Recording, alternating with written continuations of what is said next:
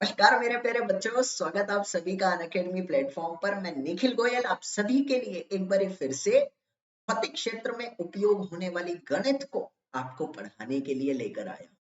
मेरे बच्चे, मैं उम्मीद करता हूँ जो मैंने अभी तक आप लोगों को पढ़ाया है, अभी तक आपको मैंने जो जो विशेष सब्जेक्ट के साथ टॉपिक डिस्कस करे हैं ना, जो जो सूत्र आपको बताए हैं वो आपको समझ आए होंगे और आपने खुद से भी प्रैक्टिस की होगी। मैं आपको एक बात कहना चाहता हूँ सेशन को आगे बढ़ाने से पहले। देखो, आप नीट की तैयारी कर रहे हो, भारत के अच्छे डॉक्टरों में आपका नाम आए, मैं ऐसी दुआ करता हूँ। और आप इस लेवल को लेकर उस स्तर पर जाने के लिए मेहनत उसी लेवल की कर रहे हो। और भौतिकी अपने आप में सभी समझदार हैं कि ये पढ़ के, रट के, रीडिंग करके नहीं समझी जा सकती। भौतिकी एक ऐसा समुद्र है जिसको पार करने के लिए तुम्हें गोता लगाना ही पड़ेगा। अगर तुम सोच रहे हो ना कि नाव में बैठ के आजकल क्रूज चलते हैं पार कर लोगे, जी ऐसा नहीं है। भौतिक क्षेत्र ऐसा है, अगर नाव में बैठ के पार करने की सोच रहे हो तो ये आपको अपने अंदर समा लेगा। हाँ, ये पार नहीं करने देगा। ये उन्हीं की इज्जत करता है जो असल में इसकी इज्जत करते हैं। और इसकी इज्जत जब ही होती है जब आप प्रैक्टिस करते हैं। सच बोल रहा हूं मैं ये बात आपको। तो मेरे बच्चे, आपको आपकी डॉक्टरी की तैयारी कराने के लिए, भौतिक विज्ञान के अंदर ऊंचे स्तर पर ले जाने के लिए मैं निखिल गोयल आपके साथ डेली बन रहा हूँ। और आपके आने वाले समय में और ज्यादा आपका हाथ पकड़ूंगा और ज्यादा आपका साथ दूंगा। बस आप लोगों को मेरे साथ बनकर फिजिक्स की प्रैक्टिस कर, ठीक है? चल, तो मेरे बच्चे, जैसा कि आपको पता है, ये अपना भौतिक क्षेत्र में गणित के उपयोग होने वाली सेशन नंबर 4 है। और आगे आज मैं आपको क्या कराने वाला हूँ वो सब बताने से पहले आपको बताना चाहूंगा कि आपको अगर मेरा पढ़ाया हुआ पसंद आ रहा है और आप मुझसे इसी तरीके से पढ़ना चाहते हैं, यह देखकर कहने का अर्थ है आप अपने डॉक्टरी की तैयारी को जमकर करना चाहते हैं, तो अनअकैडमी के प्लेटफॉर्म पर ना मैं आप सभी के लिए प्लस कोर्स लेकर आया। प्लस कोर्स में आपको ये सभी चीजें मिलती हैं, मार्गदर्शन, आपको सामग्री मिलती है, आपको योजनाएं पता लगती है किस तरीके से क्या करूं सर, 1 साल से तैयारी कर रहा हूँ हो नहीं पा रही। अरे डर क्यों रहे हो, सब हो जाएगा। तो प्लस कोर्स में आपको सारी चीजें एक सिस्टमेटिक तरीके से मिलती है कि बच्चे को तैयारी के दौरान जो जो चीज चाहिए वो सब अवेलेबल रहता है। तो आप हमसे प्लस कोर्स में भी जुड़ सकते हैं। और प्लस कोर्स में जुड़ने के लिए बाकी सारी प्रोसीजर आपको पता है अनअकैडमी के प्लेटफॉर्म पर जाकर। जब आप फाइनली कोर्स लेते हैं ना, तो कोर्स में आपको ये कोड अप्लाई करना है। जब आप ये कोड अप्लाई करते हैं एनजी लाइव, तो हमारी तरफ से आपके छोटा सा गिफ्ट दिया जाता है। हाँ, छोटा सा गिफ्ट कैसा, 10% का डिस्काउंट दिया जाता है। 10 तो होता ही है, और ज्यादा हो सके तो और ज्यादा भी होता ही है अनअकैडमी की तरफ से। तो आपको डिस्काउंट मिलता है। और मेरे प्यारे बच्चे, एक और कोड है मेरा आपके अंदर एक मोटिवेशन भरने के लिए। तो हमने एक और कोड अप्लाई किया है जिसका नाम है योद्धा। जब आप योद्धा अप्लाई करते हैं ना, तो भी आप लोगों को 10% का डिस्काउंट, ठीक है? तो मैं अपने बारे में आपको बता देता हूँ। मैं पेशे से सिविल इंजीनियर हूँ, 4 वर्षों से अधिक समय से बच्चों को फिजिक्स पढ़ा रहा हूँ। कई हजार बच्चे मुझसे पढ़ चुके हैं और कई बच्चे हमारे आईआईटी जैसे संस्थान और एम्स और एमएएमसी से अपनी डॉक्टरी और इंजीनियरिंग को पढ़ रहे हैं। मैंने उनको भौतिकी पढ़ाया था, बाकी टीचर्स भी उनकी मदद उनको करते थे। मैंने उनको गाइडेंस दी थी, मैंने उनके अंदर मोटिवेशन भरी, ठीक है बेटा? और पेशे से मैं शोध करता भी हूँ। हाल ही में मैंने एक शोध करी है और छोटी छोटी शोध मैं करता ही रहता हूँ। मेरे घर पे आओगे ना, मेरा कमरा देखोगे, भाई मैं क्या बताऊं, मेरे कमरे में कोई आके खुश नहीं होता है। दीवारों पे ये टंगा हुआ है, ये पिक्चर लगी हुई है, मैं करता ही रहता हूँ, अपने को यही मजा आता है। और आने वाले समय में पता है क्या, जब आप मुझसे पढ़ेंगे ना भौतिकी, भौतिकी में मैग्नेटिज्म आता है, भौतिकी में गुरुत्वाकर्षण आता है, भौतिकी में आप लोगों को काइनेमेटिक्स आती है, गतिक चैप्टर जो है, भौतिकी में आप लोगों का न्यूटन के गति के नियम आते हैं, है ना? वो सारी चीजें, मेरी कोशिश रहती है कि मैं आपको दिखा दिखा के पढ़ाऊं। जी मेरे पास कई ऐसी चीजें हैं जो मैं असल में उपयोग में लेना चाहता हूँ अपने बच्चों के लिए। तो आने वाले समय में भौतिकी को और इंटरेस्टिंग वे में पढ़ेंगे। तो आपको समझकर पढ़कर आगे चलना है, ठीक है? चल, मुद्दे की बात करता हूँ। मेरे बेटे, आप सभी को आपके नोट्स प्रोवाइड कर चुका हूं। तो आपको नोट्स मैंने कहां पर दिए हैं? आप सभी को मैंने अनअकैडमी नीट विजय चैनल पर, हमारा टेलीग्राम का चैनल है, यहाँ पे नोट्स दिए, आप जाकर नोट्स डाउनलोड करिए, पढ़िए, और आपको नोट्स बनाने भी हैं। नोट्स को लेकर मैं आप लोगों के लिए छोटा सा सेशन जरूर लेकर आऊंगा 5 मिनट का, आपको सिर्फ ये बताऊंगा नोट्स कैसे बनते, ठीक है बेटा? तो बहुत उपयोग में रहने वाला है आपके लिए वो सेशन। फिलहाल आप नोट्स को डाउनलोड कर सकते हैं, आने वाले समय में क्वेश्चन टेस्ट आपको सब यही दे दिया करूंगा मैं। चलो, तो बात आती है कि मैंने अभी तक आपको पढ़ाया क्या। कल के सेशन में मेरे बच्चे हमने आपके साथ डिस्कस करा था समाकलन, इंटीग्रेशन डिस्कस हो गया था। इंटीग्रेशन में मैंने आपको यही बताया था कि इंटीग्रेशन का मतलब क्या होता है, किसी भी चीज को जब हम जोड़ते हैं तो असल में उसको समाकलन का नाम देते हैं। यानी मैंने यही कहा था कि बेटा ये और कुछ नहीं, आपके डिफरेंशिएशन का ऑपोजिट कहलाता है, यानी आपके अवकलन का ठीक विपरीत होता है। अवकलन में तोड़ते हैं, समाकलन में जोड़ते हैं, खत्म। मैंने इसका नियम भी आपको बताया था कि अगर आप किसी भी चीज का समाकलन इंटीग्रेशन करना चाहते हैं तो उसका एक ही नियम होता है कि उसकी पावर में एक बढ़ोतरी होती है और भागफल उसी पावर के साथ इसका किया जाता है। ये मैंने आपको कल ही डिस्कस कर दिया था और मुझे उम्मीद है मेरे बच्चों को ये आता होगा। आगे मेरी बात आती है मेरे बेटा, मैंने आप लोगों को इसके नियम भी बताए थे, आपको स्क्रीन पर दिख रहे हैं।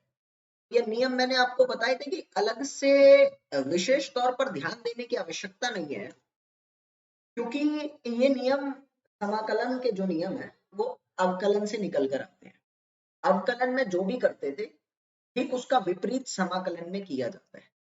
यहां तक मेरे बच्चों के साथ कल मैंने चर्चा में सारी चीजें ले ली थी, और अब मैं सुनिश्चित करना चाहता हूं कि क्या आप लोगों को ये आ गया, क्या आप लोगों को समझ में आ रहा था? तो एक दो क्वेश्चन करते हैं। अभी मैं बता दूं ये रिकॉर्डेड सेशन है, 2 दिन में रिकॉर्ड चलाऊंगा क्योंकि उसके बाद मैं लाइव पे आना चाहता हूँ, क्वालिटी सुधारने के लिए रिकॉर्डेड चलाया जाए। बेटा पहला प्रश्न आप लोगों को मैंने दिया कि y इज इक्वल टू में sin x प्लस में cos स्क्वायर x, आपको इसका समाकलन करना है। आप अपनी अपनी कॉपी में खुद करिए और मैं बोर्ड पर आप लोगों के लिए कर रहा हूँ, आप वीडियो को पॉज करके खुद कर सकते हैं, ठीक है बेटा? तो इसका समाकलन क्या होगा? आपने कहा साइन x का समाकलन क्या होता है, माइनस कॉस x, और cos x के लिए मैं लिख सकता हूँ बेटा 1/2 प्लस में cos 2x अपॉन 2। कल मैंने पढ़ाए थे ये प्रॉपर्टी आप लोगों को, मैंने कहा मैं यहाँ पर विशेष तौर पर लिख सकता हूँ minus cos x plus half का समाकलन होगा हाफ एक्स, और कॉस का समाकलन क्या होता है, माइनस साइन एक्स। तो पता है बेटा, तो मैंने कहा ये एक मिनट, यहाँ माइनस नहीं है, तो मैंने आप लोगों को क्या कहा बेटा, आपका कॉस का समाकलन माइनस में साइन 2x अपॉन 4। तो आसान तरीके से हमने निकाल लिया, आसान है मतलब आपको आता है। एक प्रश्न और देता हूं मेरे प्यारे बच्चे, अभी मैं आप लोगों को एक प्रश्न देता हूँ समाकलन का, तो लिखा हुआ है तीसरे वाला। तीसरे में आपको बोला गया है कि आपको ये सॉल्व करना है 3x की पावर -7 और x की पावर -1, इसका समाकलन करना है, इंटीग्रेशन करो। कैसे करोगे? अरे बहुत आसान है। आपने कहा बेटा 3x की पावर -7 का होगा -7 + 1 अपॉन में -6 प्लस x की पावर -1 का क्या होगा, -1 + 1 अपॉन में 0। लेकिन आप ध्यान दो, असल में ये हो ही नहीं पाएगा, ये नहीं हो सकता। आप किस तरह कहोगे ये नहीं हो सकता, क्योंकि 0 नीचे कभी आ ही नहीं सकता, ये गलत है। और मैंने कल ही आपको बताया था, जरा ध्यान दो मैं लिख क्या रहा हूँ। मैंने कल ही आपको बताया था बेटा, क्या इसको मैं ऐसा लिख सकता हूँ, मैंने कहा तीसरे वाले की बात चल रही है, 3x की पावर -7 + 1 अपॉन x। आपने कहा बिल्कुल सही है, और मैंने इसको सॉल्व करा तो क्या आया, 3x की power -6 upon -6 plus log x होता है 1 अपॉन x का समाकलन क्या होता है, मेरे सभी बच्चों को पता है log x होता है। इसको सॉल्व करता हूँ, सॉल्व करने के बाद मुझे क्या मिलेगा, बहुत आसानी के साथ -1 अपॉन 2x की पावर -6 प्लस log x। तो बेसिक क्वेश्चन था, मुझे उम्मीद है आपको समझ आ गया, ठीक है? चलो अब मैं आपको आगे की चीजें बताता हूँ। असल में मेरे प्यारे बच्चे है क्या, मैंने आपको समाकलन पढ़ाया और समाकलन की असली फिजिकल एप्लीकेशन क्या होती है, इसका फिजिकल सिग्निफिकेंस क्या है, जरा इसके बारे में चर्चा करते हैं। मैंने कहा मेरे बच्चे इसका फिजिकल सिग्निफिकेंस मतलब क्या है। देखो, जैसे मैंने आपको कहा कि आपके पास एक छड़ी है और मेरे बच्चे आपकी वो छड़ी अपने आप में कुछ कुछ टुकड़ों में टूटी हुई है, x x x x x. अगर आप इस छड़ी का समाकलन करते हो तो समाकलन करने के बाद ये छड़ी अपने आप में पूरी की पूरी एक बन जाएगी। यह समाकलन का असली विशेष मतलब है। किसी भी चीज को, टूटे हुए हिस्से को उसके साथ में जोड़ना और जोड़ने के बाद बड़ा आकार देना, वो असल में समाकलन यानी इंटीग्रेशन कहलाता है। मैं इसको और डीप में समझाना चाहता हूँ, गौर देना मैं क्या कह रहा हूं।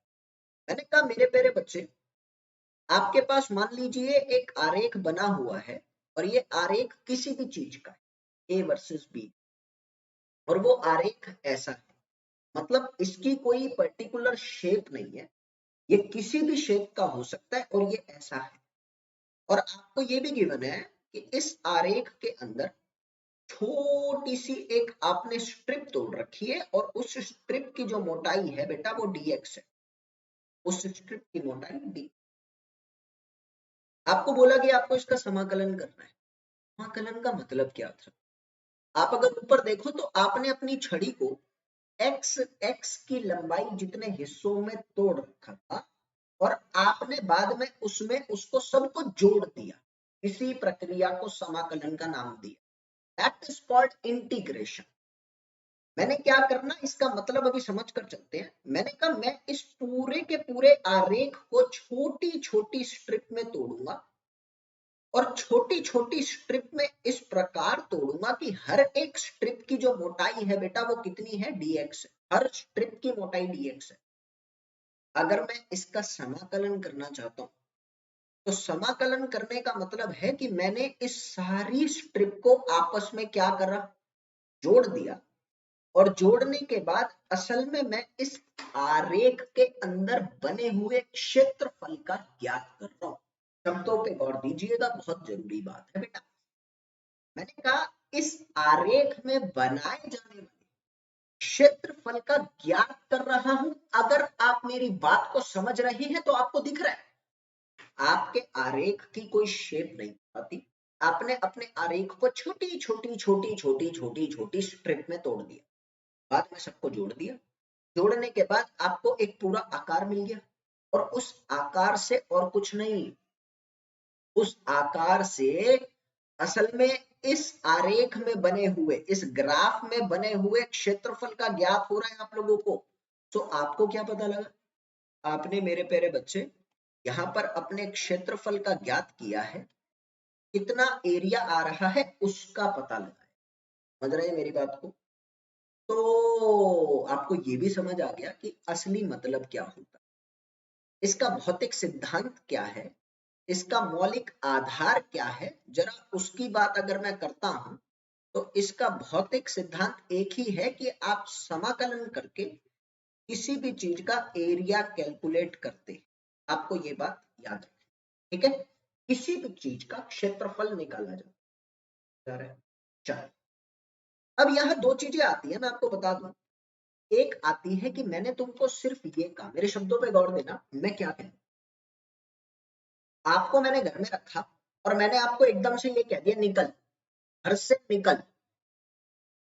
तो भाई आपका तो वही सीन हो जाएगा कि अजय देवगन के साथ जब काजोल चल रही थी इश्क मूवी में, नहीं आमिर खान के साथ, तो आमिर खान पूछता है कहाँ जाओगी, काजोल कहती है जहां रास्ता ले जाए। आयला समझ नहीं आती है, रास्ता किसको लेकर जाते हैं भाई, तुम रास्ते पे जाते हो। तो बात आती है, जब मैंने तुमको कहा कि निकल, निकल मतलब निकल, तुम निकल गए। तुम्हारा भी वही सीन होगा कि रास्ता जहां ले जाए, कोई सीमा तो नहीं है ना, जहां रास्ता दिखेगा वहां चल पड़ोगे, तुम्हें पता ही नहीं है तुम कहाँ जा रहे हो। बिल्कुल बराबर बात है सर, कोई दिक्कत नहीं है। मैंने कहा असीमित रास्ता तुम्हारे पास नजर आ रहा है तो तुम असीमित तरीके से चलते रहोगे। सर बढ़िया, अच्छा, मैंने तुम्हें कहा बेटा पास वाली मार्केट से ऐसा कर, मैगी का पैकेट लिया, ठंड हो रही है, थोड़ा सूपी नूडल पिए। तुम घर से निकले और घर से निकलकर मार्केट गए, मार्केट से लेकर सूपी नूडल घर पर आ गए, मैंने बना के फुल मजे में तुमको दिखा दिखा कर पी लिया। तुमने कहा हाँ, अब आपके पास एक सीमा थी, अब आप उस सीमा के अंदर अंदर चलकर वापिस आए हो। आप जो भी मूवमेंट कर रहे हो वो उसी सीमा के अंदर कर रहे हो। बराबर बात बोल रहा हूं मैं? तो दो तरीके मैंने तुम्हें बताए, एक तो तुम असीमित तरीके से जा रहे हो, एक मैंने तुम्हें कहा कि तुम सीमा के अंदर चल रहे हो। ठीक समाकलन के साथ भी कोई ऐसी प्रक्रिया देखने को मिल जाती है। जरा मैं इसको समझाना चाहूंगा मतलब क्या है। मैंने कहा मेरे बेटा आपके पास एक आरेख है और वो आरेख बस ऐसा ही है, चलता जा रहा है आगे की तरफ, ठीक है, ऐसा आरेख गिवन है। ए वर्सेस बी का आरेख है, कुछ भी हो सकता है। और दूसरे में मैंने तुम्हें कहा कि तुम्हारे पास एक आरेख है, वो भी ठीक इसी तरह का आरेख है, लेकिन उस आरेख की सीमा है। वो आरेख कहां से कहां तक है? वो आरेख B1 से लेके B2 तक है। समझ में आ रहा है? तो मैंने तुम्हें कहा तुम्हें ना क्या करना है, दोनों ही आरेखों का, गौर दीजिएगा मेरे शब्दों पर जनाब, दोनों ही आरेखों का क्षेत्रफल ज्ञात करना है।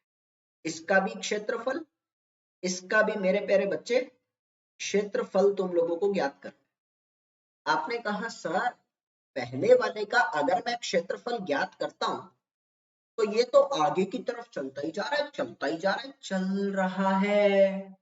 और जब ये असीमित तरीके से चल रहा है तो तुम्हारे पास भी असीमित क्षेत्रफल आएगा ही आएगा, आएगा ना, कोई दिक्कत तो नहीं है। लेकिन अगर मैंने तुम्हें कहा कि तुम्हारे पास सीमा है, कि तुम्हारे घर से लेकर तुम्हारी मार्केट तक तुमको जाना है, तुम्हारे पास सीमा है, सीमा है ना? पता नहीं सर कहां पर है। अबे मैं वो सीमा नहीं कह रहा, बॉर्डर की बात कर रहा। कहाँ ले गए? मैंने कहा सीमा का मतलब है बाउंड्री है, एक से लेके दूसरी तक जाना है, ठीक है। तो तुम्हारे पास जब बाउंड्री है तो मेरे बच्चे बहुत समझदार हैं, उन्होंने कहा कि अब की बार जो क्षेत्रफल निकलेगा वो सीमाओं के बीच में निकलेगा, निकलेगा। आधारित बात समझ आ रही है आपको क्या? तो जब आपके पास कुछ इस तरह का भौतिक आधार के साथ कोई चीज आए तो यहाँ नाम बदल जाए। यहाँ क्षेत्रफल की सीमाएं नहीं पता, समाकलन कहां से करना है, कहां तक करना है, ये नहीं पता। उस समाकलन को क्या कहता हूं? Indefinite integral. क्या नाम दिया जाता है मेरे बेटे? Indefinite integral. यानी इसको कहा जाता है असीमित समाकलन। क्या लिख रहा हूं मैं? असीमित समाकलन। देखिए मेरी राइटिंग अच्छी नहीं है क्योंकि पेनटेप पे लिखने की आदत नहीं है। 20-25 दिन में स्टूडियो आ जाएगा, फिर स्टूडियो पे पढ़ेंगे स्मार्ट बोर्ड, अभी थोड़ा एडजस्ट कर, ठीक है। और दूसरे में क्या है? आपने कहा भाई डेफिनेट इंटीग्रल कहलाएगा क्योंकि यहाँ आप सीमाओं के बीच में काम कर रहे हो, है ना? मजा आ रहा है मेरे बेटे को? आपने कहा यहाँ क्या है? यहाँ आप सभी को सीमित समाकलन की बातें चल रही हैं, निश्चित समाकलन की बात चल रही है। तो मैंने अभी तक आपको क्या पढ़ाया था? मैंने अभी तक ऐसी सीमा के बारे में चर्चा करी नहीं, मैंने अभी तक सिर्फ समाकलन पढ़ाया था, ठीक है। और ये वो कौन सा समाकलन था बेटा? ये आप लोगों के लिए इनडेफिनेट इंटीग्रल्स था, यानी ये अपने आप में अनिश्चित समाकलन की बातें आपके साथ चल रही थी, ये बात आपको ज्ञात कर। अच्छा, कई बच्चों का मेरे पास कल रिप्लाई आया कि सर अपन को ये नहीं पता लगा कि ये सी क्या था, है ना? सी के बारे में पता नहीं लगा आप सभी को। बेटा अंग्रेजी भाषा में इस सी को बोला जाता है कांस्टेंट। क्या बोला जाता है सी को? कांस्टेंट। यानी ये अपने आप में एक अचर मात्रा होती है। अब ये अचर मात्रा का सिद्धांत क्या है जरा उसको समझकर चलते हैं, आपको बेहद तरीके से समझ आ जाएगा, बस सुनते रहे। तुमने क्या करा, असीमित क्षेत्रफल को ज्ञात करने की प्रक्रिया में तुम शामिल हो गए और असीमित क्षेत्रफल को ज्ञात करने लग गए। ओ भाई क्या, नहीं नहीं सोच के देख, तू मेरे को कह दे कि भाई इंडिया से लेके श्रीलंका तक जा रहा हूं मैं और सारे के सारे रास्ते का क्षेत्रफल ज्ञात करता हुआ निकलूंगा, क्या तू क्या चल रहा है? नहीं भाई, एक बात, तू पैदल चलेगा, श्रीलंका तो चलो मान लिया इतना लेकिन भारत तो अपना इतना है? और भारत के अंदर सड़कें वो तेरे को भी नहीं पता कहाँ कहाँ से निकल रही है।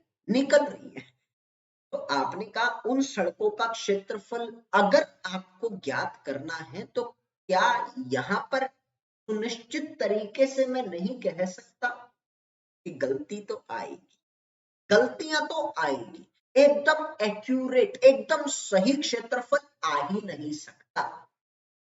सही बोल, मैंने कहा मेरे बच्चे अगर सही तरीके से क्षेत्रफल आ ही नहीं सकता तो गलतियां तो आएंगी, और गलतियों को छुपाने की हमारी आदत तो है।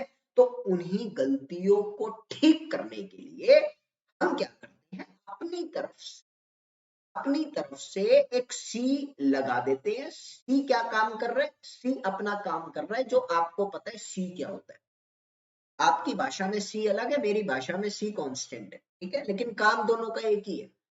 इस सी का ना आपको मात्रा नहीं पता, पता ही नहीं है कितना है, नहीं, इस सी की मात्रा नहीं पता, बस ये पता है कि ये अपने आप में अचर है, ये बदल नहीं सकता, अपरिवर्तित मात्रा के साथ हमारे पास रहेगा। हाँ, आपको मात्रा नहीं पता कितनी है, लेकिन बस सी लगा दिया। तो सी क्या है, सी एक अचर है जो गलतियों को छुपाने के लिए उपयोग में लिया जाता है, जिसको कहते हैं इंटीग्रेटेड कांस्टेंट, यानी समाकलन में उपयोग होने वाली अचर मात्रा। मजा आ गया? चलो, तो मैं अगले ही मुद्दे पर आता हूं, जिसका नाम आता है बेटा निश्चित समाकलन, जिसके बारे में मैं आप सभी को बता चुका हूं। निश्चित समाकलन क्या होता है, एक डेफिनेट एरिया आपको कैलकुलेट करना होता है, आपको एक डेफिनेट एरिया कैलकुलेट करना होता है। मुद्दे की बात यहाँ पर ये आती है, करते कैसे, पता तो लग गया करते कैसे, समझते चलना, रटना नहीं है, सिर्फ समझना है। अच्छा, मैंने तुम्हें पहले कहा कि तुम समाकलन को पढ़ चुके हो, समाकलन के सारे सूत्र तुमको आते हैं, समाकलन का मौलिक तथ्य भी पता लग गया क्या होता है। तो मैंने कहा निश्चित हो चाहे अनिश्चित हो, रहेगा तो समाकलन ही, कोई दुविधा थोड़ी है, रहेगा तो समाकलन। तो मैंने एक बात तो तुमको कह दी, अगर ये समाकलन है, अगर ये समाकलन है तो इस समाकलन में असल में मेरे बच्चे निश्चित हो चाहे अनिश्चित हो, सूत्र तो सारे के सारे लगने वाले हैं, सारे फॉर्मूला जितने भी हैं वो अप्लाइड है, बिल्कुल है। मैंने कहा सभी सूत्र यहाँ पर मान्य होने वाले हैं, इसमें कोई शक नहीं, बिल्कुल सही बोल रहे हैं। आपने कहा बेटा सभी सूत्र अगर मान्य हैं, मेरे बेटा दिक्कत नहीं है, अभी मैं आपको समझाता हूँ। मैंने कहा मान लो आपके पास एक ग्राफ है, आपके पास एक आरेख है, और वो आरेख आपका इस तरीके का है। मैंने कहा मेरे बट्टे यहाँ पर आपको इस आरेख का क्षेत्रफल ज्ञात करना है, लेकिन कहां से कहां तक, x1 से लेके x2 के बीच में, और y वर्सेस x का ये आरेख है, आपको पता है इसके बारे में सब कुछ। आप क्या करेंगे, इसको ध्यान से समझना, रटना नहीं है, समझना है। मैं नहीं चाहता कि रटो, इसलिए मैं बड़ी आराम से और सूझबूझ के साथ पढ़ा। मैंने कहा ये तो आपको पता ही है कि आपको मैंने घर से भेजा, और घर से भेजने के बाद मैंने कहा बेटा मैगी लिया, लेकिन आप चाहते हो कि आप घर से मार्केट तक का क्षेत्रफल ना निकालो, आप घर और मार्केट के बीच में पड़ता है पार्क, पार्क से लेके मार्केट तक का क्षेत्रफल आपको निकालना है, ऐसा क्या? लेकिन शुरू तो मेरे बेटे आप घर से ही कर रहे हो ना, शुरू तो आप घर से ही कर रहे हो। किसी भी कार्य को जब भी हम शुरू करते हैं, क्षेत्रफल निकाल रहे हो, तो शुरू तो शून्य से ही कर रहे हो ना। तो आपने कहा शुरू आपको हमेशा शून्य से ही करना है। आपने शून्य से लेके x2 तक का एरिया निकाला। आपने क्या करा बेटा, शून्य से लेके x2 तक का एरिया निकाला, और उस शून्य से लेकर x1 तक के एरिया को भी आपने निकाला। घर से मार्केट तक का निकाला, घर से पार्क तक का निकाला। अगर आपको अपने पार्क से मार्केट का क्षेत्रफल ज्ञात करना है तो क्या आप लिख सकते हैं कि आपका ये वाला एरिया अगर ए है, ए की मात्रा क्या होगी बेटा? आप सभी ने लिखा A2 माइनस A1। कोई डाउट है किसी? एक बात आपको ये बात हमेशा याद रखनी है कि प्रारंभ आपको कहां से करना है? प्रारंभ आपको सिर्फ और सिर्फ शून्य से करना होता है हर चीज का। ये हमारा इतिहास भी हमको कहता है, ये ब्रह्मांड की नीति भी हमको यही कहती है, शुरुआत हमेशा शून्य से होती है, प्रारंभ हमेशा शून्य से किया जाता है। यहाँ भी तो वही चलेगा। आपने कहा मेरे बेटे, आपने मुझे कहा कि आप लोगों का अगर A1 जो है प्रारंभिक क्षेत्रफल है जिसका तुम्हें ज्ञात करना ही नहीं है, लेकिन तुम शुरू शुरू से ही करोगे जीरो से, तो पूरे में से अगर पहले वाला क्षेत्रफल घटा दो तो बीच का एरिया आ जाए। अब समझते हैं मतलब क्या है। मैंने कहा बेटा इसको लिखता हूं मैं क्या मैंने ऐसा लिखा, देखना मैं लिख क्या रहा हूं। मैंने कहा बेटा आपके पास dy है और आप समाकलन कर रहे हैं अपने x की पावर n का, ये समाकलन आप कर रहे हैं। तुम्हें मैंने कहा कहां से कहां तक कर रहे हो, यहां पर देखो आप कहां से कहां तक कर रहे हो बेटा। आपने कहा x1 से कर रहा हूं और x2 तक कर रहा हूं। मैंने x1 से करा और x2 तक गया, मतलब प्रारंभ कहां से कर रहा हूं क्षेत्रफल का और जा कहां तक रहा हूं, x1 से x2 तक जा रहा हूं। बेटा आपको मैं बताता हूं इसका मुद्दे का मतलब क्या है। आपको मैंने कहा, आपको सबको पता है कि आपके समाकलन होता इसी तरीके से है। क्या मेरे बच्चे यहां लिख सकते हैं कहां से कहां तक आप जा रहे हो? x2 तक जा रहे हो, x1 से प्रारंभ कर रहे हो, x1 से प्रारंभ कर रहे हो, x2 तक आप जा रहे हो। तो लिखने का तरीका, मैंने कहा मेरे बेटे जब मैं इस तरह की कोई भी प्रक्रिया तुम्हारे आगे करूंगा ना तो एक ही मतलब समझेगा, जो आपका अचर है उसको बाहर, एक बारी आप x2 तक का समाकलन करो, उसमें से आप x1 वाले समाकलन को घटा दो। ये असली का मतलब होता है निश्चित समाकलन का। निश्चित समाकलन का भौतिक सिद्धांत क्या है वो भी बताया, निश्चित समाकलन का नियम क्या है वो मैंने अभी, अपर लिमिट जहां तक जा रहे हो पूरा क्षेत्रफल, upper limit minus lower limit, इस तरीके से आप अपना निश्चित समाकलन कैलकुलेट करो। बेटा मेरिकल कराता हूँ एक दो क्वेश्चन के आधार पर और समझ में। क्वेश्चन है, मान ले बेटा तुम्हारे पास दे रखा है तुमको कि तुम्हारा y is equal to m x square है, ऐसा एक है, और तुम्हें बोल रहा है कि x इज इक्वल टू 2 से लेके x इज इक्वल टू 4 तक आपका कितना एरिया कवर अप होगा वो आपको निकालना है। मैं इसका ग्राफ बनाता हूँ, वैसे मैं ग्राफ आपको बताने भी वाला हूँ, आरेख कैसे कैसे बनते हैं वो मैं आपको बताने वाला हूँ, लेकिन फिर भी मैं आपको इसके आरेख के मुताबिक समझाता हूँ मतलब क्या है। y is equal to x square का जो आरेख है बेटा वो इस तरीके से बनता है। अब तुम्हें कह रहा है कि तुम्हें जाना कहां से कहां तक है, x इज इक्वल टू 2 से लेके x इज इक्वल टू 4 तक जाना है। ये 2 हो गया, ये 4 हो गया। मेरे बच्चे आपको बोला गया है कि आपको जो क्षेत्रफल निकालना है वो क्षेत्रफल आपके इस पर्टिकुलर एरिया में आना चाहिए। 2 से 4 के बीच का क्षेत्रफल का ज्ञात करो। कैसे करो? कुछ नहीं, आपने पहले इसका समाकलन करा, मैंने डायरेक्ट लिख दिया। समाकलन कहां से कहां तक, वो 2 से लेके 4 तक है, और आपने एक्स स्क्वायर का समाकलन किया, एक्स क्यूब बाय 3 आ गया। आपने कहा बेटा अब x की जगह 4 पुट कर और बाद में x की जगह 2 पुट कर और 4 वाले में से 2 वाले को घटा दे। 4 चौक 16 चौक 64 अपॉन 3 माइनस में 2 दूनी 4 दूनी 8 अपॉन में 2। जब मैं सॉल्व करूंगा ना 3 आएगा। जब मैं इसको सॉल्व करूंगा तो मेरे पास आ जाएगा यहाँ पर 56 अपॉन में 3। ये इसका क्षेत्रफल है। इस तरीके से असलियत में निश्चित समाकलन का उपयोग किया जाता है, समझ आना चाहिए। अगर आपको समाकलन अनिश्चित, उसका भौतिक सिद्धांत निश्चित, इसका भौतिक सिद्धांत, समाकलन का मौलिक अधिकार, ये सारी कहानी समझ आ गई ना तो थम्स अप करते हैं ताकि मैं आगे चल सकूं। जल्दी से थम्स अप कर, मैं अगला टॉपिक पढ़ा रहा हूं बेटा। मेरे पास बात आती है कि तुमने समाकलन मुझसे पढ़ लिया, समाकलन में अनिश्चित निश्चित सभी पढ़ लिए। अब असल में मेरी बात आती है यहाँ कि समाकलन जो अनिश्चित निश्चित तुमने पढ़ा ना, कि कब और कहाँ भौतिक क्षेत्र में उपयोग होता है, इसको पढ़ना है। तो मैं आपको जरा इसके बारे में कहानी के अलावा कुछ नया बताना चाहता हूँ, गौर दीजिएगा मैं क्या कह रहा हूँ। मैंने कहा बेटा आपको पता लगा कि आपके दो तरीके के समाकलन है, पहला है आपके पास निश्चित और दूसरा है आपके पास निश्चित के अलावा। मेरे स्पेलिंग तो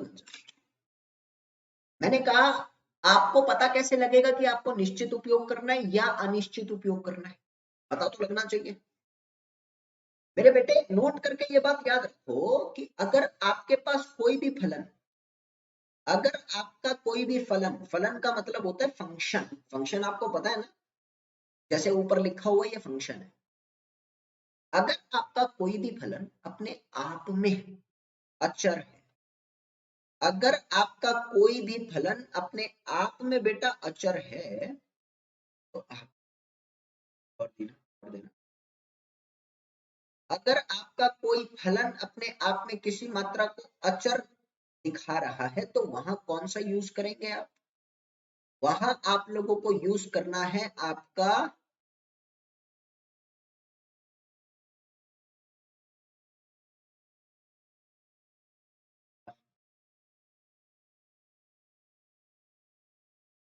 निश्चित समाकलन। मैं आपको समझाता हूं मतलब क्या है।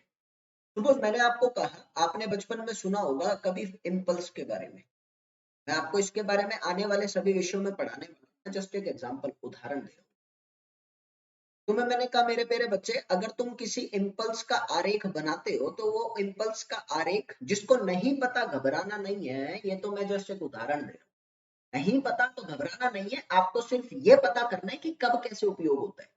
इम्पल्स नहीं आता तो डर मत जाना कि मेरे को पता ही नहीं है सर मैं कैसे करूंगा, नहीं नहीं नहीं, ऐसा कुछ नहीं जाएगा। आपको मैंने कहा आपने ग्राफ बनाया बेटा फोर्स वर्सेस टाइम का, और आपने देखा कि आपके इस ग्राफ के अंदर जो आपका फोर्स है, जो आपका बल है, वो कैसा है, वो एक अचर मात्रा के साथ चल रहा है, वो एकदम नियतांक मात्रा के साथ प्रदर्शित हो रहा है।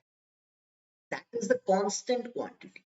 आपका फोर्स कैसा, कांस्टेंट है, बदल तो नहीं रहा। जो यहां पर लग रहा था जिस मात्रा के साथ, थोड़ी देर बाद आपने देखा कि वही बल आपका यहां लग रहा है, उसी बल का मान तुमको यहां भी मिल रहा है, उसी बल का मान पहले भी मिल रहा है। तो जब तुम्हारे पास कुछ ऐसा होगा कि तुम्हारा फोर्स जो है वो असल में आप लोगों का कांस्टेंट क्वांटिटी था, तो आप यहां पर इनडेफिनेट इंटीग्रल्स को यूज करेंगे। जनरली, ज्यादातर, सामान्यतः तुमको ये देखने को मिलेगा कि भौतिक क्षेत्र के अंदर अगर आपका कोई फलन कांस्टेंट चल रहा है, मैं ऊपर गलत भूल गया, यहां पर आप लोगों को कौन सा इंटीग्रेशन यूज करने को मिलेगा, इनडेफिनेट। और अगर मान लो आप लोगों का जो फलन है वो इस तरीके से घट रहा है, बढ़ रहा है, अब तुम देखो कि तुम्हारे इस बल के जो मान है वो घट रहा है और बढ़ रहा है ना। यहाँ तो अचर नहीं है, यहाँ तो वेरिएबल क्वांटिटी है, मतलब तुम्हें नहीं पता तुम्हें कहां से कहां जाना है। तो समानतः तुमको ये देखने को मिलेगा कि तुम्हें ऐसे केस के अंदर अपना निश्चित समाकलन उपयोग में लेना है, किसी तरह की दुविधा नहीं आनी चाहिए। ठीक है बेटा, तो ये चीजें क्लियर होनी चाहिए आपको, जब भी मजा आएगा अपना। आगे मेरी बात आती है कि ये लिख लिया। आगे मेरी बात आती है कि डेफिनेट इंटीग्रल करते कैसे हैं, वो सब आपको पता लग गया। अब मैं 2-3 बार से ये भी बता चुका हूं कि समाकलन का उपयोग किस लिए होता है, क्षेत्रफल को ज्ञात करने के लिए किया जाता है। और समाकलन का उपयोग जब क्षेत्रफल को ज्ञात करने के लिए किया जा रहा है, तो क्षेत्रफल में ज्ञात करने के लिए आरेख आना जरूरी है। आपको अगर किसी का ग्राफ पता है, अगर किसी के ग्राफ की नॉलेज है, तो आप उसका क्षेत्रफल आसानी से ज्ञात कर सकते है ना।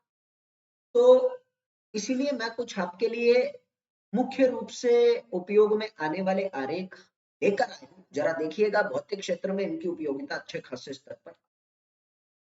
तो कुछ स्टैंडर्ड ग्राफ्स हैं, कुछ ऐसे ग्राफ जो आपको पता होने चाहिए उनकी इक्वेशंस के साथ, समीकरण के साथ। सबसे पहला मैं आपको बता दूं, कोई अगर इक्वेशन आ रही है y is equal to m into x plus c, जैसे कि मैंने यहाँ पर आपको लिखा y is equal to 2x plus 3, y is equal to m x, y is equal to m x by 2 plus 1, इस तरह की कोई भी समीकरण मैंने आपको दे दी। तो इस तरह के समीकरण के लिए आपका जो ग्राफ है वो कैसा बनेगा, आपको याद रखना है बेटा, वो रेखा के रूप में आने वाला है। मैं आपको बताऊंगा, 2-3 चीजें अच्छे से बताऊंगा, अभी याद करना क्योंकि आने वाले टाइम पे और अच्छे से। अभी जो जो बता रहा हूं वो याद करेंगे। अगर इस तरह की कोई भी इक्वेशन आ रही है जिसमें आप लोगों की y और x की पावर 1 आ रही है, x की पावर आप देखो हर जगह आपको 1 नजर आएगी, x की पावर कितनी, 1। तो 1 अगर x की पावर है तो उसका ग्राफ कैसा होगा, रेखा होगा, बस आपको याद रखना। तो रेखा कैसे बनेगी, बस आपको इतना याद रखा, आपकी रेखा यहां से आ गई, बाकी ग्राफ में इतना डीप में नहीं जाएगा। भौतिक विज्ञान में सिर्फ आपको पता होना चाहिए कि किस तरह का ग्राफ बनेगा, बस कैसे बनेगा, कब बनेगा, क्यों बनेगा, ये सारे गणित के क्षेत्र है। आपको इतना नहीं उतरना, जितनी जरूरत है उतना उतरेंगे, इसी को कहते हैं क्वालिटी मेरी नजर में। देखो बेटा 2 मिनट लेके बता दे, दो चीजें होती है, एक होती है क्वालिटी, एक होती है क्वांटिटी। आप क्वांटिटी में तो जितना मर्जी ले लो, आप समुद्र को पार करना चाहते हो, समुद्र का सारा पानी है आपके पास, ले लो। मैं एक ही बात कहना चाहता हूँ, प्यास बुझाने के लिए समुद्र के पानी की एक बूंद भी काम नहीं आएगी, नहीं आई ना, तो तुम्हारे लिए तो उपयोगिक नहीं हुई ना वो क्वांटिटी। अब गणित के क्षेत्र में यूज होने वाले इस समीकरणों को पढ़ा दूं मैं, लेकिन उपयोग में ही नहीं आएगी तो समय बर्बादी है। इसीलिए जो उपयोग में आ रहा है बस उतना रखो, उसी को क्वालिटी कहते हैं। जीवन भी ऐसी चलाना अपना। चल, दूसरा आता है मेरे बच्चे, अगर तुम्हारे पास कोई दूसरा समीकरण आ रहा है जिसमें x की पावर 2 है, y is equal to x square, y is equal to x square plus 1, y is equal to x की स्क्वायर अपॉन 2 प्लस 9x, ऐसा करके कुछ भी आ रहा है, बस पावर 2 होनी चाहिए। अधिकतम पावर जो यूज हो रही है वो 2 होगी। तो इस केस में कैसा ग्राफ बनेगा बेटा, इस केस में आपका जो ग्राफ होगा वो होगा पैराबोला, यानी परवलय। ये आपका ग्राफ इस शेप का आपको नजर आने वाला है। बेसिकली दो यूज होते हैं, दो की बात करते हैं। शुरू के 3 ग्राफ को आपको देखना है, यहाँ y is equal to m x है, y is equal to m x है, और तीसरे में भी आप देखो, पहले वाले में एम एक्स माइनस सी, दूसरे में x की पावर 1, तीसरे वाले में देखो बेटा x की पावर 1 है, और चौथे वाले में भी x की पावर 1 है। तो सारे रेखा बन रहे हैं, बिल्कुल है। और अभी बात आती है, मैंने तुम्हें कहा कि अगर तुम्हारे पास y इज इक्वल टू, गौर देना बेटा जहां पर कर्सर है, y is equal to x की पावर 2 है, आप देख सकते हैं कैसा बन रहा है, परवलय है ना। y is equal to x की पावर 2 है, कैसा है, परवलय, बिल्कुल आसान। तो आपको ये पता होना चाहिए, ये पता होना चाहिए, उसी के साथ रेखाओं के ग्राफ मत याद करना, कैसे बनते हैं, क्यों बनते हैं, ये तो आपको पता है। आप वैल्यूज पुट कर सकते हैं ना, y x is equal to 1 पे y कितना आ रहा है, वो पुट करके जल्दी जल्दी बन जाएगा, तो रटना नहीं। ठीक इसी तरीके से तीसरा भी बन जाता है, कई बार है तो आसान चीज, मैं बता देता हूँ। तीसरा आपका होता है x is equal to y square, मतलब जब भी पावर 2 आ रही है, किसी भी चीज की आ जाए पावर 2 आनी चाहिए, तो बनेगी तो वही चीज पैराबोला यानी परवल है। लेकिन बनेगा कैसे, वैल्यू पुट करते हैं। मैंने कहा बेटा y को चाहे -1 रख, चाहे +1 रख, करके देख ले। मैं गणित का छोटा सा हिस्सा बता रहा हूँ, आपको आता होगा मुझे उम्मीद है। आप चाहे यहाँ पर अपने y की मात्रा को प्लस रखो, चाहे अपने y की मात्रा को माइनस रखो, आपका x हमेशा धनात्मक आएगा, हमेशा x धनात्मक आएगा, देख लो। तो इसका ग्राफ कैसा, ऐसा। ठीक इसी तरीके से जब ऋणात्मक चिन्ह लगाओगे तो इसका विपरीत हो जाएगा। मैंने 2 ही ग्राफ बताए हैं, मैंने कहा ही नहीं कि इनको रटो, नहीं। आपको समीकरणों से पहचानना है कि ग्राफ की शेप कैसी होगी। ग्राफ रेखा में चलेगा, ग्राफ परवलय में चलेगा, ग्राफ नियतांक चलेगा या ग्राफ अनियतांक चलेगा, कैसे चलेगा वो पता लगना चाहिए समीकरणों के आधार पर। तो मैं बस आपको ये बता रहा हूं, क्योंकि भौतिक क्षेत्र के अंदर आपके समीकरणों से ही पहचाना जाता है कि आपका ग्राफ कैसा। ठीक है बेटा, मैं तुम्हें कहा अगर तुम्हारे पास कोई आयताकार इक्वेशन आ जाए, जैसे ये लिखी है x is inversely proportional to, यानी व्युत्क्रमानुपाती चल रही है आपके समीकरण, ऐसा कुछ। तो इसका ग्राफ आपको लर्न करना है, ये हमेशा आपको याद करना है, भौतिक जगत में बहुत ज्यादा उपयोग होता है ये वाला ग्राफ, पता है। यानी x is inversely proportional to y चले, x या y कुछ भी एक दूसरे के व्युत्क्रमानुपाती होने चाहिए, तो आपका ग्राफ ऐसा बनेगा, खत्म। ये 3 ग्राफ आपको याद करने हैं, कौन कौन से? y is equal to x की power 1, y is equal to x की पावर 2 और y is equal to x की पावर -1। मैंने इसको क्या लिखा मेरे बेटा? मैंने इसको कहा y is equal to x की पावर -1। कोई भी चीज जब नीचे आती है ऊपर जाने पे पावर माइनस होती है, पता है ना? तो जब ऐसा कुछ होगा तो इसका ग्राफ कैसा? ऐसा। बस ये 3 ग्राफ आपको याद करने हैं। अब मैं इनका भौतिक सिद्धांत दिखाता हूँ, भौतिक उपयोग दिखाता हूँ कि कहाँ पर आती है। बेटा आपके भौतिक क्षेत्र के अंदर एक विशेष टॉपिक है जिसका नाम आता है प्रक्षेप्य गति। प्रक्षेप्य गति में आप अक्सर ऐसा देखेंगे, प्रोजेक्टाइल मोशन उसको इंग्लिश में नाम दिया जाता है। प्रोजेक्टाइल मोशन में आप देखेंगे कि आपका ये जो असल में चैप्टर है, यहाँ पर पूछा जाता है कि आपके प्रक्षेप्य पथ का समीकरण क्या होगा, या फिर प्रक्षेप्य पथ कैसा होगा। आपको पथ की शेप पूछी जाती है, जनरली ऐसा होता है, पथ की शेप पूछी जाती है कि आपने कोई भी प्रक्षेप्य किया, अगर किसी ने पढ़ रखा है तो कोई अच्छी चीज आपको समझ आ रहा है, अगर नहीं पढ़ रखा तो डरना नहीं है, मैं आपको पहले ही कह रहा हूँ, मैं तो आपको जस्ट दिखा रहा हूँ, ये सभी चीजें आने वाले समय में मैं पढ़ाऊंगा, तो डरना नहीं, ठीक है। तो आपको जस्ट समीकरण की मदद से ये बताना होता है कि इसका पथ कैसा है, दिख कैसा है। आप देखो बेटा कैसे पता लगा रहा हूं मैं समीकरण पढ़ रहा हूँ और कुछ नहीं पढ़, लास्ट वाली समीकरण को देखना। आपने कहा यहाँ पे y is equal to m x की पावर 2 आ रही है ना, आ रही है ना, और x की पावर 2 के साथ आप देखो ऋणात्मक चिन्ह भी लगा रखा है। आप देखो यहाँ पर बेटा, आपने x की पावर 2 के साथ ऋणात्मक चिन्ह भी लगाया और 2 भी आ गई, यानी ये तो समझ आ गया कि ये कैसा ग्राफ बनेगा, पैराबोलिक, परवलय बनेगा, ऊपर जाएगा नीचे आएगा। ऋणात्मक चिन्ह अगर कुछ भी होता है तो ऋणात्मक चिन्ह का ग्राफ इस तरीके से बनता है, यानी बेटा इस इक्वेशन का, इस समीकरण का जो आरेख चलेगा वो नीचे की तरफ परवलय शेप का बनेगा, खत्म। मजा आया? असल में आप लोगों का ये कहाँ उपयोग होता है, किस तरीके से काम में आ सकता है, आपको पता होना, ठीक है बेटा। चलो आगे चलते हैं। अब मैं आपको कुछ ऐसे, मैं एक तो ये बता दूं कि मैंने जो आपको होमवर्क दिए थे, मुझे उम्मीद है आप सभी ने किए होंगे, और इन सभी प्रश्नों का एक छोटा सा वीडियो बना दूंगा मैं, लगभग 45-40 मिनट का, जिसमें ये सारे के सारे प्रश्न मैं आपके साथ डिस्कस करने वाला हूं। अगली वीडियो बना दूंगा, अभी मतलब संडे है ना, कल कल बना दूंगा। तो ये सभी प्रश्न मैं आपके साथ डिस्कस करूंगा बेटा, आपको ये सारी चीजों का ज्ञात होना चाहिए, ठीक है। और अभी एक और आगे छोटा सा टॉपिक आता है जिसको कहते हैं ज्यामिति, ये सारी चीजें मैं आपके साथ कर दूंगा। देखो देखो देखो, पहले दिखा दो, यहाँ पर आप देख रहे हो आपको लिमिट गिवन है, r से इंफिनिटी, r1 से r2, ये क्या है आपको पता लग गया ना बेटा, ये क्या है, ये निश्चित समाकलन है। क्या है ये? डेफिनेट इंटीग्रल्स है, तो आपको ये पता होना चाहिए। मैं सारे सॉल्व कर दूंगा, ये आपका होमवर्क है, आप स्क्रीनशॉट ले सकते हैं, कल ही दिखाए थे, और सभी को सॉल्व करिए अपनी अपनी कॉपी में। आज सैटरडे हो गया, कल जब आप देखेंगे तो मैं कल इनका सबका सॉल्यूशन पढ़ा दूंगा, ठीक है। तो आपको ये चीजें अच्छे से क्लियर भी हो जाएंगी और दिक्कत भी नहीं रहेगी, है ना बेटा।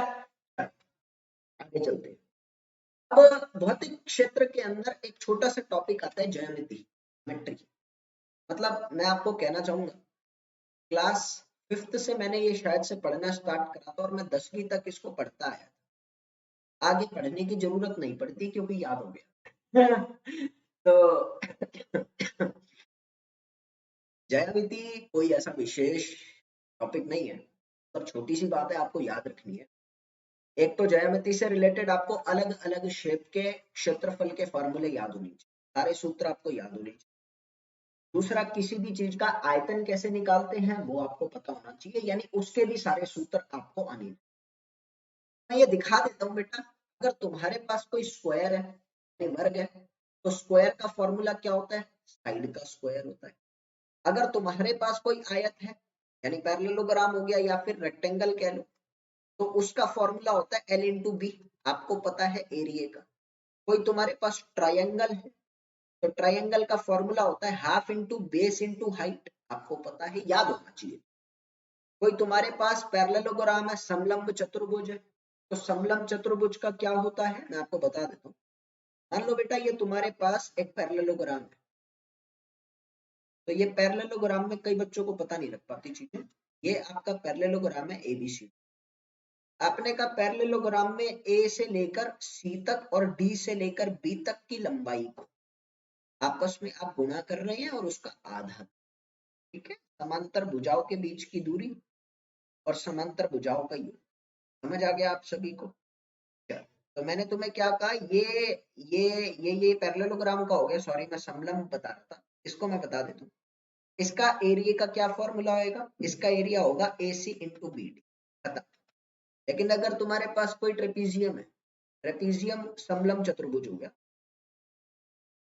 ट्रेपीजियम हो गया ये, अगर ट्रेपीजियम की ये साइड है A, ये साइड है B, और इनके बीच की जो लंबवत दूरी है वो H है, ठीक है, तो इसका फॉर्मूला होता है एरिया का half into sum of parallel sides into height, यानी समांतर भुजाओं का योग और उनके बीच की दूरी h, उनका तो गुणाफल और इसको आधे से मल्टीप्लाई करते हैं तो इसके एरिया का फॉर्मूला बनता है, पता होना चाहिए। किसी तरीके से आपके पास कोई सर्कल है तो सर्कल का क्षेत्रफल ऐसे निकलता है, r उसकी त्रिज्या है। अगर आपको नहीं पता तो आपको याद होना चाहिए।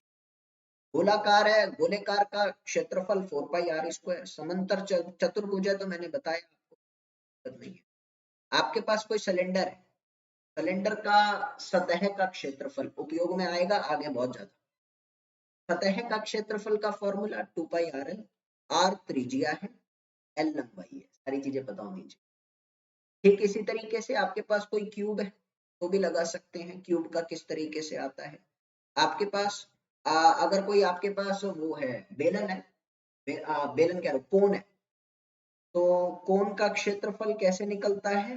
कोन का क्षेत्रफल आता है जिसकी R त्रिज्या है बेस की और उसके L जो है ये है, ये वाला L है, तो उसका फॉर्मूला आपको पता होना चाहिए, पाई आर स्क्वायर बेस का हो गया और ऊपर वाले का पाई आर एल। एल क्या होता है? ये छठी सातवीं आठवीं के तमाम सूत्र मैंने आपको दिखाए हैं, अलग से विशेष चर्चा इस पे करने की आवश्यकता मुझे लग नहीं रही है। मतलब आपको ये आना चाहिए, आने वाले समय में बहुत सारे उपयोग आएंगे, ठीक है बेटा। अभी बात आती है कि किसी तरीके से वॉल्यूम के आते हैं मेरे पास, आप किस किस तरीके से अपने बेलन की, अपने घन की, अपने गोले की, अपने शंकु का आयतन किस तरह निकाल सकते हैं पता होना चाहिए। मुद्दे की बात जो खास ध्यान देने की है वो क्या है भाई, आपके पाई की मात्रा क्या होती है पता होना चाहिए। आपका पाई स्क्वायर जो है लगभग 10 के बराबर होता है। ये अगर आप नीट की तैयारी कर रहे हैं तो आपके लिए उपयोग में साबित आएगा। क्यों बेटा, कई बार ना आपके पास न्यूमेरिकल इस तरह से आ जाता है जिसमें पाई स्क्वायर का उपयोग होता है, तो वहां सॉल्व करना बड़ा दुविधाजनक आता है मेरे। तो आप क्या करेंगे, लगभग लगभग 10 फुट करना, काम खत्म। एक अप्रोक्सीमेट आंसर आ जाता है जिससे अंदाजा हो जाता है कि हाँ ये सही है, जा रहा है। ठीक इसी तरीके से 1 बाय पाई की मात्रा को भी आपको याद रखना है, 0.3 के बराबर। मतलब आपको ये सारी चीजें याद होनी चाहिए, जब भी आपको काम में मजा आएगा, मैं आपको बता रहा हूँ, ठीक है बेटा। तो अभी सेशन को ज्यादा लंबा नहीं करना चाहूंगा, आगे है 2-3 चीजें और हैं, मतलब द्विपद वगैरह पढ़ाना था, उसके बाद आप लोगों के लिए मैं लॉगरिथम लेकर आया था, फिर अरिथमेटिक समांतर गुणोत्तर श्रेणी लेकर आया था, नॉन न्यूमेरिकल भी थे, तो आगे पढ़ाऊंगा। अभी मैं सेशन को ज्यादा लंबा नहीं कर सकता क्योंकि आप लोगों की और क्लासेस भी होती हैं। तो मेरे प्यारे बच्चे, उम्मीद समाकलन के सारे अधिकार समझ आ गए, समाकलन के सारे सिद्धांत समझ आ गए, समाकलन से रिलेटेड जो मैंने आपको स्क्रीन पे क्वेश्चंस दिखाए थे वो आप सॉल्व करेंगे, उसकी शीट मैं आपको दे दूंगा, ठीक है। तो आप टेलीग्राम ग्रुप पर अनअकैडमी नीट विजय चैनल पर आप हमारे साथ नोट्स ले सकते हैं। और मेरे प्यारे बच्चे वो नोट्स आपको वो लेक्चर के मैं दे चुका हूँ, आज वाले के और दे दूंगा। डेली बेसिस पे आपको नोट्स मिल जाया करेंगे, किसी तरह की दुविधा नहीं आएगी। और अनअकैडमी प्लेटफॉर्म पर जिससे पर्सनली जुड़ने के लिए आप सर्च कर सकते हैं निखिल गोयल। मैं आपको बता दूं, अनअकैडमी के प्लेटफॉर्म पर आप सर्च कर सकते हैं निखिल गोयल, और वहां मेरी प्रोफाइल आएगी, उसको फॉलो कर लीजिएगा ताकि आप मुझसे जुड़े रहें। दूसरी बात, अगर लिंक नहीं मिल रहा ना, डिस्क्रिप्शन में सारे लिंक है, देखिएगा जरा खोल कर, बहुत कुछ आ जाएगा। तो अभी चलता हूँ। जय हिंद, जय भारत। हंसते रहो, मुस्कुराते रहो, खेलते रहो, पढ़ते रहो। मेरे प्यारे बच्चे, आप लोगों के लिए पढ़ाई बहुत